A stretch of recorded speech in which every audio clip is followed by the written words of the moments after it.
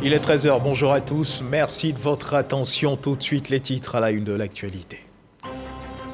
Situation politique au Niger, sommet extraordinaire de la CEDEAO d'Abuja. Les chefs d'État et de gouvernement condamnent fermement cette tentative de coup d'État contre le président nigérien Mohamed Bazoum, exigent sa libération sans condition et annonce des mesures et sanctions économiques, financières et commerciales si cette exigence n'est pas satisfaite.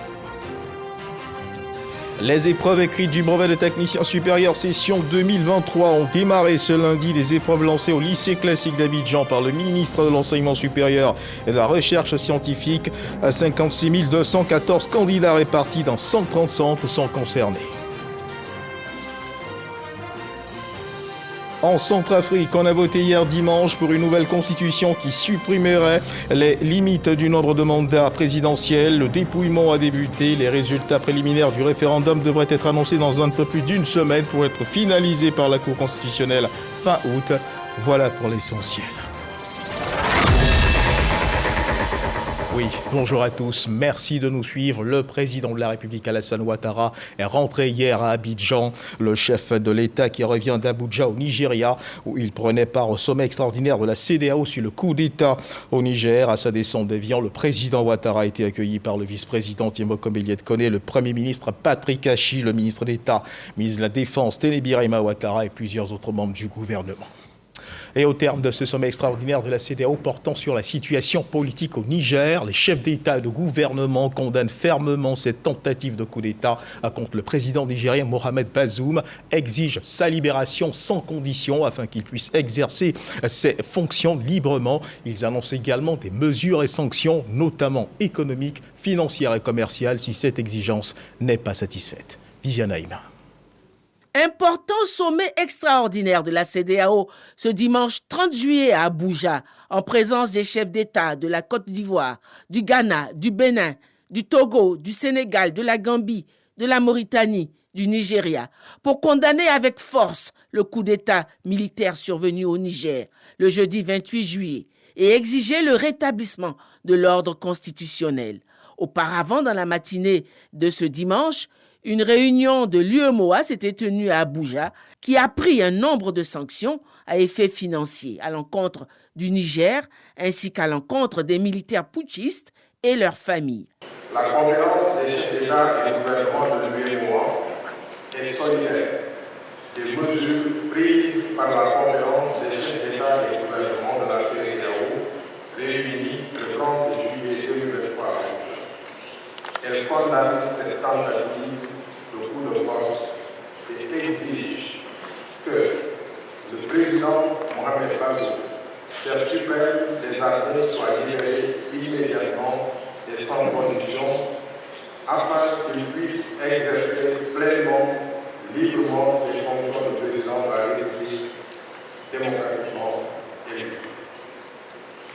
Faute de quoi, et au regard des graves menaces qu'impose cette situation sur l'intégration et le bon fonctionnement de notre Union, les sanctions suivantes seront mises en œuvre avec effet immédiat.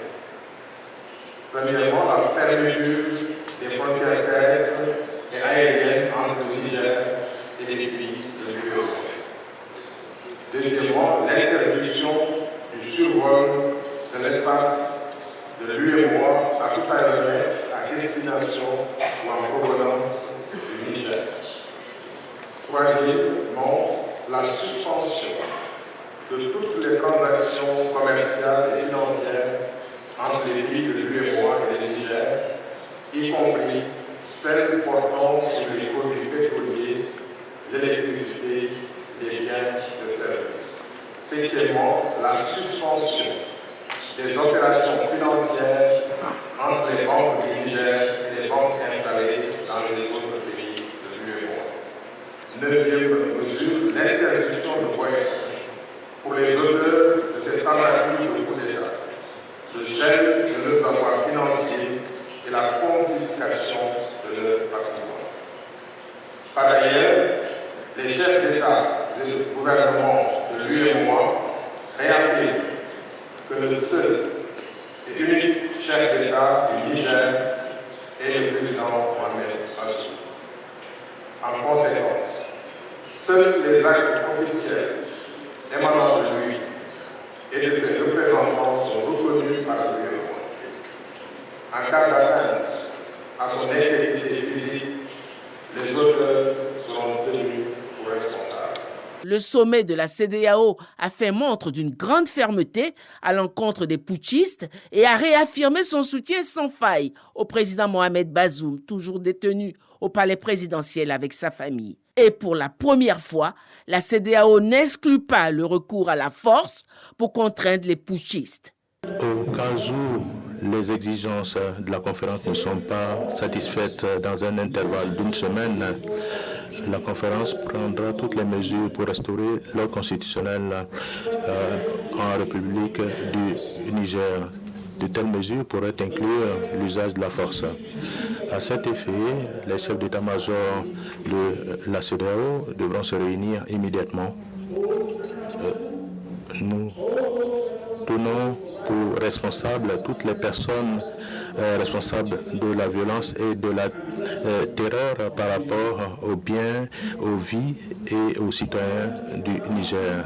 L'Union africaine a apporté son soutien à la CEDEAO dans sa prise de sanctions. Le cas nigérien constitue une alerte assourdissante sur les risques de déstabilisation de toute la région. Le caractère insensé de ce coup d'État, sa violation flagrante des principes de l'Union africaine et de la CEDEAO, et les menaces graves et réelles qu'il fait peser sur la stabilité des États de la région font qu'il doit être résolument combattu. Ces coups d'État, comme d'ailleurs tous les changements anticonstitutionnels, par le biais desquels des militaires s'installent au pouvoir, doivent totalement cesser. Le sommet a pris fin par une motion de remerciement adressée par le président de la République Alassane Ouattara au président du Nigeria. Les membres de la conférence des chefs d'État et de gouvernement de la CEDEAO, réunis à Abuja le dimanche 30 juillet 2023, expriment leur profonde gratitude à son Excellence Bola Ahmed Tinubu, président de la République fédérale du Nigeria, au gouvernement et au peuple du Nigeria pour l'accueil chaleureux et fraternel qui leur a été réservé, ainsi que les excellents moyens mis à leur disposition pour assurer le bon déroulement de leurs travaux. Monsieur le Président, donc au nom de tous mes pairs, je voudrais vous dire un grand merci pour non seulement l'accueil, mais l'efficacité de nos entretiens et de nos échanges, y compris hier nuit, jusqu'à minuit. C'est dire l'importance et l'urgence que vous accordez à cette situation du Niger, comme nous tous. Merci pour votre leadership. Fait à Abuja le 30 juillet 2023, la conférence. Après sa participation à ce sommet, le président de la République a regagné Abidjan. À retenir donc la fermeté de la CEDEAO contre les putschistes au Niger. Ici en Côte d'Ivoire, en visite de travail dans le pays, M. Léon Ibomba, ministre des Postes, des Télécommunications, de l'économie numérique de la République du Congo, a été reçu en audience par le ministre de la Communication et de l'économie numérique, Amadou Coulibaly, à son cabinet à l'immeuble Siam au Plateau. Une rencontre qui s'inscrit dans le cadre du renforcement de la coopération entre leurs deux pays. Reportage. Poignée de main bien appuyée entre Amadou Coulibaly, ministre de la Communication et de l'économie numérique, et son homologue Ibombo Léon, ministre des Postes, des Télécommunications et de l'économie numérique de la République du Congo. Une rencontre pour consolider les liens de fraternité et de travail. Au cours de cette audience, les ministres ont partagé leur expérience en matière d'économie numérique et les perspectives afin d'améliorer leurs services pour le bien-être de leurs concitoyens. Ibombo Léon dit être venu à l'école ivoirienne. Nous sommes très heureux de venir ici en Côte d'Ivoire, mais surtout de pouvoir consolider les liens qui existent entre nos deux chefs d'État, entre le président Ouattara et le président Sassou Nguesso. Notre engagement à nous, c'est de faire avancer l'Afrique. On peut avoir des compatriotes africains qui peuvent nous accompagner pour que nos pays puissent se développer. Et surtout, faciliter la vie de nos concitoyens africains. Amadou Koulibaly, ministre ivoirien de la communication et de l'économie numérique, a salué cette initiative pour une coopération interafricaine. Cette visite, quelques semaines après la visite du président Sassou Nguesso en visite d'État en Côte d'Ivoire, vient raffermir donc les relations entre nos deux pays, qui sont des relations très anciennes, qui est que nos pays puissent coopérer, que nos pays puissent collaborer ensemble. Il est important que sur le continent, nous puissions trouver toutes les compétences qu'il faut pour pouvoir donc faire du partage d'expériences et nous entraider. Cette rencontre fait suite à plusieurs séances de travail menées conjointement avec des experts du ministère des Postes, des Télécommunications et de l'économie numérique de la République congolaise dans le cadre de la modernisation de l'administration de la République du Congo et de la mise en œuvre du PATN, projet d'accélération de la transformation numérique. Un reportage de Généreuse Aquadio commenté par Patricia Omoitia.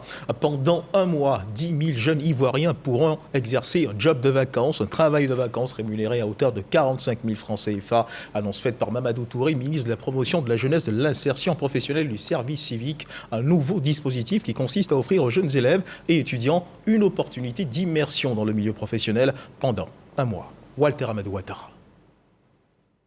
Permettre aux jeunes de se familiariser avec le milieu professionnel afin d'affiner leur choix d'orientation une fois leur diplôme obtenu. Ainsi résumé le but de ce projet spécial d'immersion. Un programme pour 10 000 jeunes qui sont donc des étudiants ou des élèves ou des jeunes tout court, donc de s'occuper sainement pendant ces vacances à travers leur immersion dans les structures publiques. Ça serait une sorte de job de vacances sur l'ensemble du territoire national en lien avec le ministère donc, de la fonction publique et tous les ministères sectoriels. Nous avons eu aussi des séances de travail du secteur privé qui va offrir donc, des opportunités d'immersion au sein donc, des entreprises privées. Une rubrique du programme jeunesse du gouvernement PGGouv 2023-2025. Les premiers élèves rentreront en immersion dès le 1er août sur l'ensemble du territoire national. L'idée, c'est que ces jeunes rentrent en immersion à partir donc, du 15 août. Et cela jusqu'au 15 septembre, donc sur la période donc, des vacances. Ces jeunes vont recevoir un pécule qui représente donc la prime que nous avons arrêtée pour les stages, c'est-à-dire 45 000 francs CFA. Tous les jeunes qui sont ciblés pour ce programme doivent avoir entre 16 et 40 ans au plus. Les inscriptions peuvent se faire à partir du site de l'Agence Emploi Jeune, www.agenceemploijeune.ci. Également physiquement dans les agences régionales et les guichets Emploi Jeune dans les sous-préfectures et les préfectures.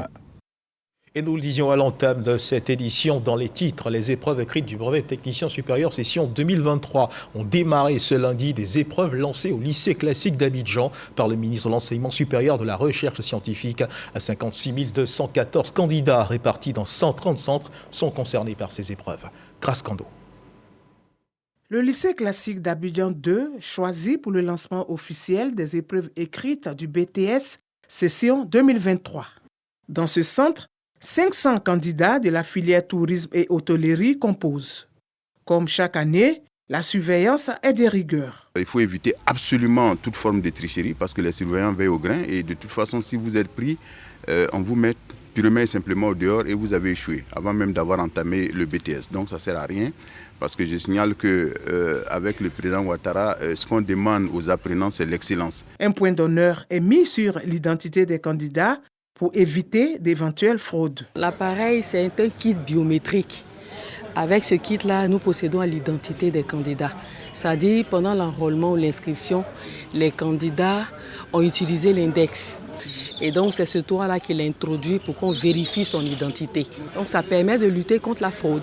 56 214 candidats repartis dans 130 centres de composition, dont 96 à Abidjan et 34 à l'intérieur du pays, sont concernés. Les candidats se prononcent sur la première épreuve portant sur les techniques d'expression. Ça se passe bien, le sujet est relax, bon, on comprend un peu. C'est la deuxième fois cette année je vais avoir mon BTS. J'ai choisi la filière tourisme et hôtellerie parce que j'aimais cette filière. J'ai étudié et puis j'ai fait des cours de préparation aussi. Je suis sûre d'avoir mon BTS cette année. Une information faisant état de 3000 candidatures rejetées au BTS circule sur les réseaux sociaux. Le ministre Adama Diawara apporte un démenti. Ils sont 1327 exactement. Dans les 1327, je signale qu'il y a 1113 faux bacs, 19 faux BT, c'est-à-dire brevet de technicien. Et le reste, c'est soit de fausses attestations d'inscription en année préparatoire, soit un nombre insuffisant d'années de préparation du BTS. Pour faire le BTS, soit vous avez le bac, en ce moment vous préparez le BTS en 2 ans, soit vous n'avez pas le bac, mais en ce moment, il y a 2 conditions. La première, il faut avoir eu au moins 8 sur 20 au bac. Ensuite, lorsque vous vous inscrivez en année préparatoire, vous faites une année préparatoire plus les 2 années BTS, ça fait 3 ans. Alors donc du coup, celui qui n'a pas eu le bac et qui veut présenter le BTS après 2 ans, mais c'est du faux. Donc en fait, tout ce lot-là a été exclu. Les épreuves écrites s'achèvent le jeudi 3 août pour faire place aux épreuves pratiques. Elles démarrent à partir du mardi 8 août pour s'achever le 12 août prochain. Les résultats sont attendus le 1er septembre 2023. Et loin des salles de composition en proximité avec les populations, le ministre de la Santé et de l'Hygiène publique de la couverture maladie universelle, Pierre Damba, a procédé à l'inauguration de 2 collèges de proximité dans des villages de la sous-préfecture de Tia-Salé, Niamoué et Etikoun, des établissements scolaires secondaires qui vont de la 6e à la 3e, construits et équipés par le contrat de désendettement et de développement, le CDD. Eugène Atoubé. C'est une promesse faite aux populations de Niamoué que tient le ministre Pierre Damba à la tête du conseil régional de la Niébi-Tiassa. Présider la cérémonie d'inauguration du collège de proximité de ce village de la commune de Tia-Salé. Établissement construit et équipé par le CDD, contrat de désendettement et de développement. Ce collège à base 2 qui a reçu ses premiers élèves en début d'année scolaire 2023 répond selon les cadres et la chefferie de Niamoué aux attentes de tout un village, avec une équipe pédagogique qui compte mettre un point d'honneur à la discipline, la rigueur et la réussite. Nous avons un bel établissement, bien construit, bien équipé par le CDD, seulement que tous les jolis climatiseurs que vous voyez derrière ne peuvent pas fonctionner parce qu'il n'y a pas d'électricité. Il n'y a pas d'eau. On a terminé l'année scolaire avec 100% de succès. Et ce sont des collèges qui vont accueillir 320 élèves par année et dont les résultats scolaires sont très encourageants. Ces différents ouvrages qui sont de beaux joyaux architecturaux et qui vont permettre d'améliorer l'éducation scolaire de nos enfants. 15 km plus loin en direction de Divo, le village de Tikoun dans la sous-préfecture de Tia-Salé. Ici aussi, l'empreinte du CDD en matière d'éducation est visible. Et comme à Niamoué, on pouvait lire le bonheur sur le visage des filles, fils et cadres de Tikoun. Et pour cause, la localité a désormais son collège de proximité, également à base 2 et ouvert en ce début d'année scolaire 2023. Un vœu des populations aujourd'hui exaucées de rapprocher de leurs parents les enfants admis au collège, mais surtout traduction de la vision du président de la République, Alassane Ouattara, de faire de l'école ivoirienne le socle du développement du capital humain et levier d'une Côte d'Ivoire de valeur. Les écoles de proximité sont pour l'amélioration des résultats parce que les enfants restent près des parents. Ils sont mieux encadrés, les parents ont moins de soucis. Le transport, l'hébergement, au final, c'est l'excellence, c'est l'Ivoirien nouveau. L'État a créé donc les collectivités locales qui doivent compléter et prolonger l'action de l'État central. J'ai demandé à mes services du conseil régional de prendre attache avec les responsables des établissements pour qu'avant la rentrée prochaine, tous les équipements nécessaires et les conditions de travail optimales soient assurées. Le collège de Niamoué et Tikoun porte à 9 le nombre d'établissements secondaires dits de proximité dans le département du Tia-Salé. Selon la direction régionale de l'éducation et de l'alphabétisation, à ce jour, nous en dénombrons 15. Et dans la ville de Bondoukou, 2 infrastructures ont été inaugurées par le ministre d'État, Kobena Kwasi Adjoumani, qui avait à ses côtés la ministre de la Femme, de la Famille et de l'Enfant, Touré Seneba, et Madame le maire de la commune d'Ara, Arlette Badou. Ces infrastructures, le musée des arts et la piscine municipale, vont permettre aux populations de disposer d'infrastructures culturelles et sportives pour leurs différentes cérémonies. Hermaniamia. Situé au rond-point principal de la ville, le musée des arts de Bondoukou fait peau neuve. Une bâtisse entièrement réhabilitée et équipée, prête à accueillir les visiteurs. Un peu plus loin, à l'emplacement de l'ancien abattoir de la ville au quartier Motoragri, une piscine aux dimensions olympiques a été également construite. En plus de la piscine, l'espace dispose également d'un restaurant et d'une salle pouvant accueillir des manifestations d'envergure dans la ville.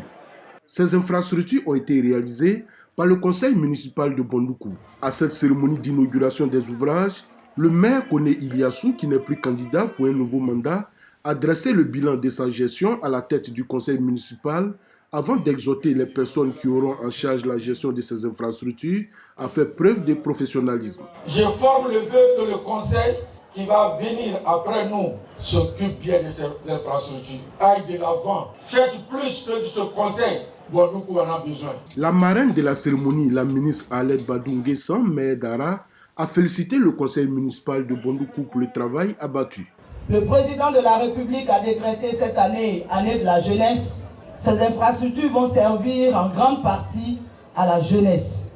Je voudrais alors féliciter chaleureusement l'équipe municipale qui a bien voulu être au diapason de cette politique pour la jeunesse. Le ministre d'État Kobina Kwasi Adoumani a quant à lui rappelé que malgré les divergences politiques passées avec le maire sortant, il reconnaît ses mérites en tant que bon maire de Bondoukou. Nous prions Dieu qu'il y ait d'autres Eliassou. Prions Dieu qu'on en trouve qui viennent faire plus que Eliassou. Prions Dieu qu'un jour, on ait des Adjoumani, cœur ouvert, prêts à servir, à se mettre au service de la collectivité et à travailler pour nos parents. Une visite guidée de la piscine municipale et du musée qui comprend une salle de spectacle, une salle d'écoute, une salle d'exposition et un restaurant a mis fin à cette cérémonie.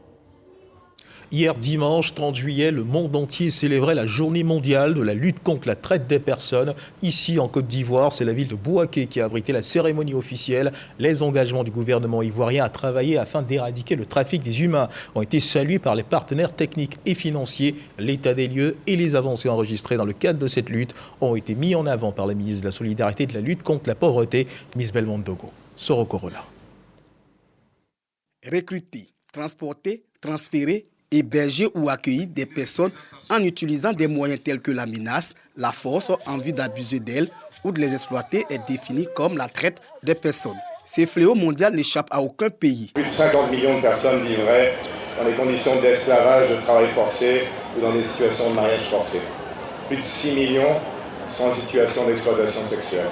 Pour une lutte efficace contre le phénomène, les Nations Unies ont décrété le 30 juillet de chaque année la journée mondiale de la lutte contre la traite des personnes. En Côte d'Ivoire, Bouaké abrite la cérémonie officielle. Expertise française, ONUDC, toujours aux côtés de la Côte d'Ivoire, salue l'engagement du gouvernement à mettre fin à ces pratiques de notre âge. Le renforcement des capacités institutionnelles en matière de coordination, le renforcement de la chaîne pénale, la protection des victimes ainsi que la coopération transnationale. La loi 2016-1111 du 8 décembre 2016 permet de disposer d'un avant-projet de loi présentant un caractère plus répressif en adéquation avec la vision de fermeté du gouvernement ivoirien. Le ministre Amadou Kouné engage les cadres de la région à s'impliquer dans la lutte. L'engagement de l'ensemble des cadres de la région de Benkei a mené à votre côté cette lutte contre la traite des personnes qui est un fléau en tant que ministre des Transports. Je sais quelle est la pression que nous subissons à travers le transport des enfants venus notamment dans le pays voisin. La ministre de la Solidarité et de la lutte contre la pauvreté dresse le bilan des avancées enregistrées ces dernières années.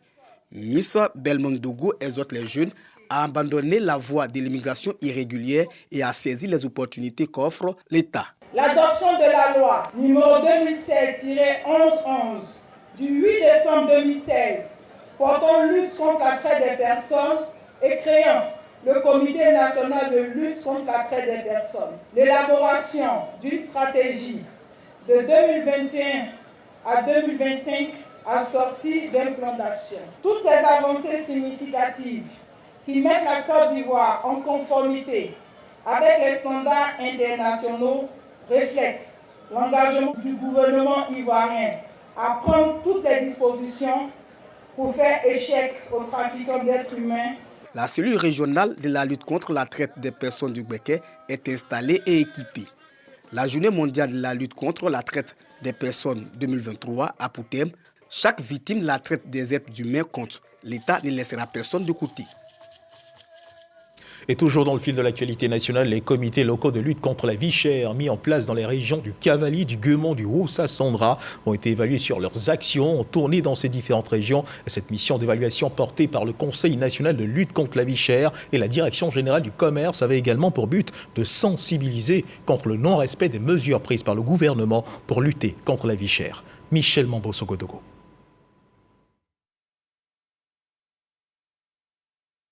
Évaluation des travaux des comités locaux suivis de recommandations. Point à l'ordre du jour de ces rencontres. La secrétaire exécutive du Conseil national de lutte contre la vie chère, CNLVC, et le directeur général du commerce intérieur sillonnent les régions du Guemon, du Cavally et du Haut-Sassandra pour rencontrer les comités locaux du CNLVC. Un peu plus d'un an après leur installation, l'heure est au bilan. Les comités locaux de lutte contre la vie chère sont le prolongement du Conseil national de lutte contre la vie chère en région. Il est important donc pour nous de venir les rencontrer, faire avec eux le bilan de leurs actions sur le terrain en termes de respect des prix plafonnés, en termes d'information du grand public, de sensibilisation et de recueil des préoccupations des populations. Les résultats sont probants, les prix sont maîtrisés. Cela nous appelle à aller plus loin et à continuer les actions sur le terrain. Rencontre avec les préfets des régions, premiers responsables des comités locaux et les directeurs régionaux du commerce, mais également formation des agents de contrôle pour plus d'efficacité sur le terrain, et cela passe nécessairement par la présentation de l'application Contrôle citoyen, un outil mis en place par le gouvernement pour défendre le pouvoir d'achat des consommateurs. On vous a donné, il faut vous a donné la possibilité de faire l'application de dénoncer. Donc vraiment, il faut passer l'information. Affichage systématique des prix, respect des prix plafonnés, la consigne est la même pour les commerçants du district d'Abidjan et ceux des villes et villages de l'intérieur du pays, et les radios de proximité devront pleinement prendre leur part dans la sensibilisation. Le 15e sommet régional pour la paix session Côte d'Ivoire s'est achevé. La ville d'Aboisseau a abrité les festivités marquant cette clôture. Une rencontre initiée en vue de célébrer et mieux favoriser les partenariats de gouvernement, acteurs religieux et la société civile. Reportage. Ce 15e sommet régional pour la paix a été marqué par des prières, des distinctions de personnalités et d'un festival multiculturel et interreligieux des familles pour la paix et la cohésion sociale. L'initiative est de la Fédération pour la paix universelle en collaboration avec le Conseil régional du Sud Comoé. La FPU est porteuse d'un message qui prône la logique d'un monde de paix dont Dieu est le centre. Ce message a fait le tour de notre pays et du monde, et tous ceux et toutes celles qui l'ont reçu et appliqué à leur vie se sont distingués comme des ambassadeurs de paix avec un impact positif concret sur leur famille et leur environnement social. La paix est une denrée essentielle qu'il faut absolument préserver. La Fédération universelle pour la paix en a fait son cheval de bataille. Ses actions sont appréciées par tous. Les valeurs prônées par votre organisation, dont les principaux axes sont la promotion de la réconciliation, de la cohésion sociale et de la paix durable pour le développement de notre patrie. Une telle démarche ne peut être que encouragée, portée, saluer, endosser.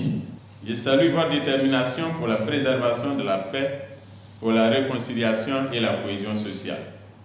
Je vous félicite pour les actions que vous menez dans le cadre de la mission de la Fédération dont vous tenez les rênes, mission qui est d'aider l'humanité à construire un monde de valeurs partagées, un monde de paix, un monde de justice. C'est une mission suffisamment noble qui nous invite toutes et tous à adhérer aux initiatives que vous prenez.